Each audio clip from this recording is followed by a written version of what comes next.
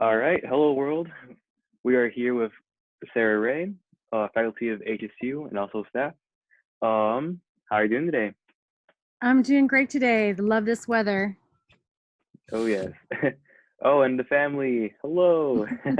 You put him down. He's chewing on his thing. Let him do his thing. He wants to chew on his thing. Thanks, honey. Well, on the topic, how are you and your family doing during this quarantine? Yeah, I mean, it's it is has taken some adjustment. I'd say this is that adaptation period of thinking, okay, everything's different. What does it all mean? But after the first couple of weeks of that, we seem to have hit into kind of a good routine and a good stride. And um, normally, for most part, I quite love it. Just being with the kids and doing stuff with them, and a little bit of homeschooling, but also a lot of other kinds of activities. Like we just spent an hour walking around the neighborhood with a journal called Journal Spark, and doing all these activities out of that, like explore a journal, stuff like that is super fun. I love that stuff. So That's we're, awesome. we're holed up, but we have each other, and we have the beautiful weather, and we also have our health and the health of our loved ones, which is of course the lingering background worry of everybody right now. So yeah. What else could we ask for right now, right? While that's all sort of, you know, getting handled, we just have to get one step in front of the other, and day by day, yeah. Very true. So you kind of answered already what in your pastime is something having a great time with family. Love to hear that. So if you're willing to tell us a little bit more about your daily routine. While on quarantine, you mean while in Yeah, this while in mode? quarantine, Okay. yeah. This new normal one.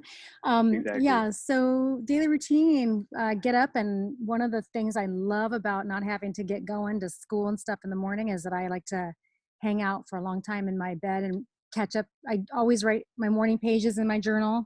So usually first off, write what the new death count actually is, and think about all of the things happening in the world, and then write a bunch of things that are keeping me, all my practices that are keeping me sane today, the things I want to make sure I do today to feel like the day has been good, and that gives me focused, and sort of a gratitude list, but it's more of like an intention for the day list, the things that will give me pleasure that day that I can focus on. So it kind of gets me oriented for the day, and I think that's super important practice for me right now. And then if I have some time, I try to read a little bit, but usually I've got the kids pulling at me at that point. So I make breakfast, and we get our homeschooling done first thing in the morning. And then we usually go from there on. We walk our dogs, and we do a big kind of exploration, and that dog walking has turned into kind of like a more of an exploration than just getting the dogs walked. And so we drag that out. The weather's good, and then we come home and have big lunch, and then I pass off the kids after lunch to my partner. He takes them from the afternoon, and in my afternoon, usually, like right now, I've got all kinds of Zoom meetings and things going on, office hours, or other things like that. And then I try to get some either writing, grading, or work done, along those lines. And then it's time to make dinner and do all that. So it's actually a work life balance that really suits me. There you so, go. Glad to hear that. so it's a guy, and then after all the kids are put down to bed, I watch the terrible news and have some wine and catch up with friends on social media, and kind of go down all those rabbit holes with my friends and see how they're all doing. And so I feel like at the end of the day, the thing I miss the most is connecting with people outside my house, so then I try to catch up a little bit on that, just to top up. I think we can all relate to that a little bit at least. Hmm. Yeah, But yeah, you go sounds really you go through great. the whole day, and you're like, wait, something is missing. Oh, right, humanity outside of my bubble. Exactly. What are they doing, and how are they? I really am a very gregarious social person, and the hardest part for me of this is not having all that interface with my peeps. I feel it. I know you do.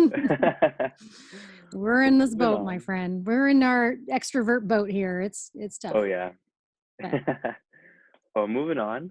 Tell us a little bit about what you do at HSU. What's your role at Humboldt State University?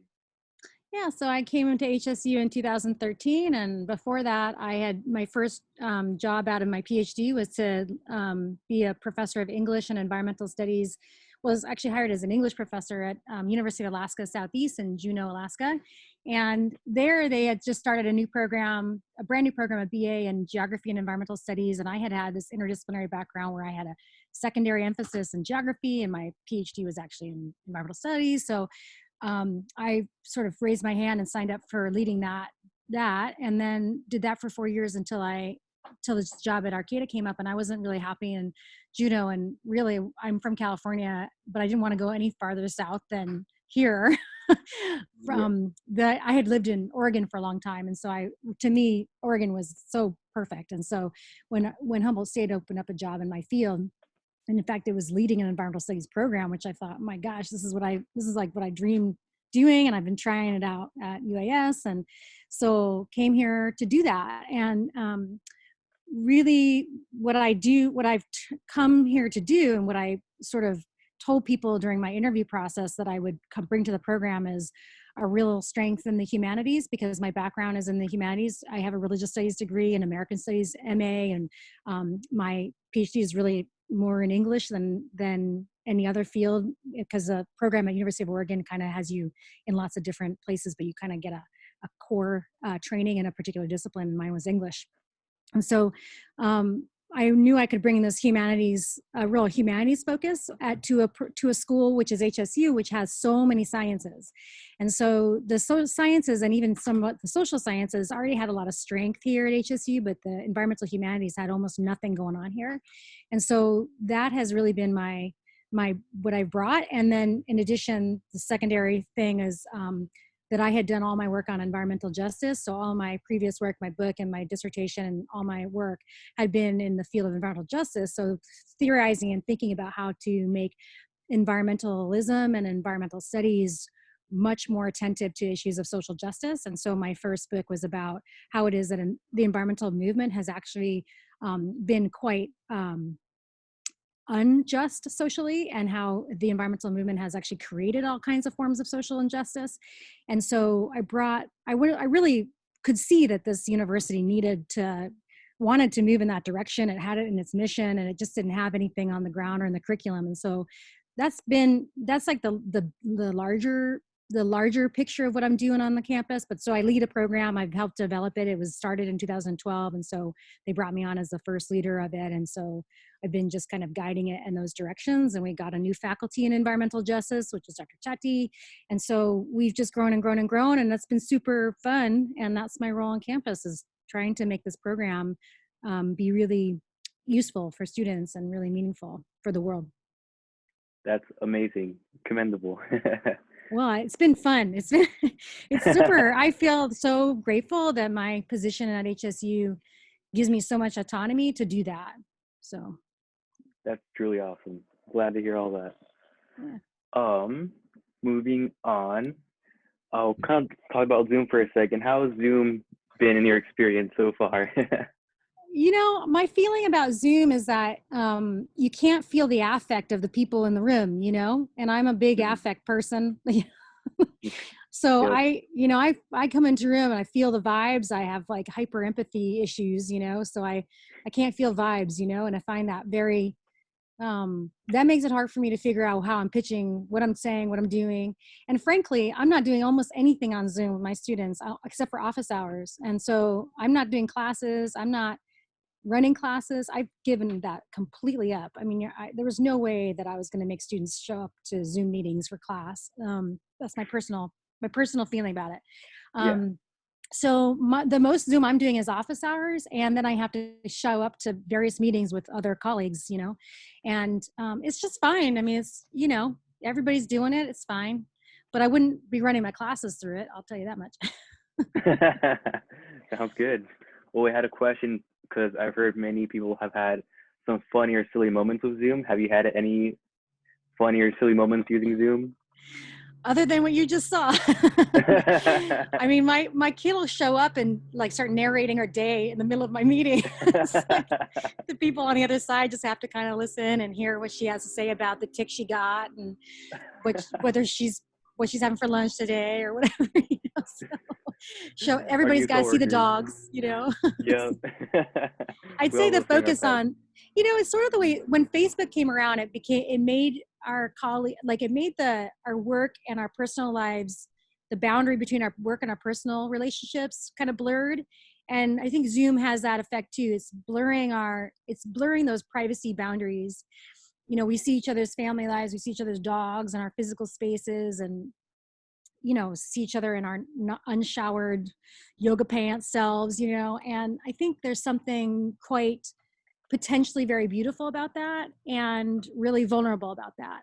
On the other hand, it's also creates and exacerbates some existing inequalities and certainly, some people's personal spaces are not comfortable spaces. I mean, there's all kinds of ways that Zoom actually is inaccessible to people. But in the positive, to look at the positive, there is some potential there for some real connection. Very true. I hadn't thought about it that way. Well, I get to see your room and I'm looking at your shoes or something in the background. It's like, that's how he organizes his shoes. No. Okay. I mean, exactly. I mean, it's like, it's intimacy in a different way than you would actually have face to face in a funny way. So very true. For better or for worse. For better or for worse. Yeah. Trying to focus on the better. Yeah, right. Another question I have for you is there anything you'd like to share with our HEC community? Any notes to stay positive, stay motivated? Yeah, this is just a tough time. And from what I'm hearing, what I'm gathering from students and from talking to all my colleagues, and then of course the email we all got yesterday that came out and all the time standard and the lumberjack and stuff about the drop in enrollment that's going to result from all this. It's really doom and gloom, as you know. But I think a couple of things to stay positive. Here we go. See? He's already made an appearance here. No, please. Don't put him on my lap. I'm trying to keep the computer out of the sun. Hi. This is the foster dog, by the way. This is not the actual home Got dog. it. All right. Good to see you, Buster. Thanks, honey. So the things to stay positive there, you can imagine me, I have quite a few, but that isn't to say that the positives outweigh or replace the negatives. The negatives are still there, and I'm not suggesting when I tell you these things that I think are positive in a minute, that they should somehow negate the existence of the negative things. These negatives and these positives operate in the same realm, and sometimes one takes over the other, and that's just life, right? But to focus on the positive is an important mental exercise. And as you've always heard me say, Nick, feed what you want to grow. So I make a list every single day of what I want to grow that day, and I try to feed it with my attention. And I can feel myself when I watch too much news, or if I start thinking too much about the magnitude of what's going on, I can feel myself feeding that fear, and I try to pull myself back. So there's some real things we can do, just simple as that, as thinking about where is my attention going. It's like sunlight and fertilizer on plants, right? It's making whatever plants we want to grow. So, where do we want to put our resources and our energy and even just our attention? So that's something you can make more positive grow in your life just by thinking that in those ways. And also there's something that in addition to the absolute horror of all of this, alongside it, just like any kind of confrontation with death and mortality and our existence on the planet, there is a real moment and opportunity alongside facing death, as Buddhists know and all kinds of spiritual leaders know, that when death's knocking on your door, I think it's I can't remember who it is that said this. I'm sort of paraphrasing somebody, and I can't remember who to cite here. But when you have death accompanying you, this is when all the petty stuff falls away, and you actually can, in some ways, your senses and your appreciation for the minutia and the mundane aspects of your life become very heightened. and I feel at least, and people have talked a lot about this in lots of books and stories about their lives, when they have those kinds of moments, you really cherish your life, and you stop having that grasping for something that's supposed to be better a little bit, so there's some real potential here for reorganizing our priorities and our energies, and really practicing the kinds of interior work that we're going to need to do anyway. As you know, I talk about this all the time in our classes, for the longer term turbulence and upheavals that are on our horizon because of climate change, frankly. And those kinds of interior practices we're being asked to do that right now, really fast. It's not like a future thing. And the more we build those practices now, the better we'll be able to handle these kinds of things in the future too. And yeah, there's a ton of stuff we can't control, and paying attention to the stuff we can't control was not a great practice, right? Like thinking about, compartmentalizing, this is the stuff I can control, and I'm going to focus on that stuff is another dimension of that. So what's some positives too is that what's going to get reorganized around with society after all of this is something I'm fairly optimistic about. I'm not saying I'm hugely optimistic, but I have hopes that this is bringing to light a lot of inequality. This is bringing to light a lot of the invisible care work that happens around the planet. This is bringing to light climate change. This is bringing a lot of things to the fore that we're going to have to reckon with in a much more big and public way, that have been basically sort of oppressed in the name of capitalism. Business as usual is good enough, So there's all kinds of things like that I'm hopeful about, and then there's all kinds of personal practices that I think can make us feel better. And in terms of students, it's not a good, I feel like I don't know what's really happening with students enough, because the thing that I really miss is that many of them have kind of checked out, and that checking out scares me a bit, and I worry about that. And so I think one thing I would suggest to students for their school lives, which I understand is not a priority right now for a lot of people, is to just check in with their faculty, because we're all, really, really worried about everybody. And there are a lot of resources on campus too. The university is just kind of exploding with resources, computers, food, housing, counseling, all kinds of stuff. And so to tap into those and to check in with people. But this is going to pass, and then something else is going to happen after this. And you all are mostly fairly young, so this is kind of like your 9/11, and you have a time pre-coronavirus, and you have a time post-coronavirus, and life is never going to be the same. But this particular grip will pass, and that is going to teach everybody, including me, that we can make it through tough times. And that longer term perspective is really important to hold on to. Very true. Yeah, that's all very true. Thank you for that. Now, to kind of finish things off, I have a quick speed question round for you. So as fast as you can, try not to think, just answer these questions one or the other, all right? You ready? Okay. I'm bad at these. Okay. All right, and coffee or tea? Tea. Rain or sun? Oh, sun. Yeah. Pancakes or waffles? Waffles. Dutch Bros or Starbucks? Dutch Bros. Toilet paper over or under position? Over. There you go. Breakfast or dinner? Dinner. What's worse, laundry or dishes? Dishes. And the last one, candy or popcorn for a movie? Popcorn. All right. Those are easy. Those are fun. Made me hungry. I get some breakfast. No dinner. Right, well, that's you. All right. Well, that concludes all my questions for you. Thank you so much for taking the time to do this interview with me. And have an amazing day. Enjoy your family. Thanks, Nick. It was so nice to talk to you. I'm really glad you're doing this. It's just great. Thank you so much. Of course. See you around. Bye.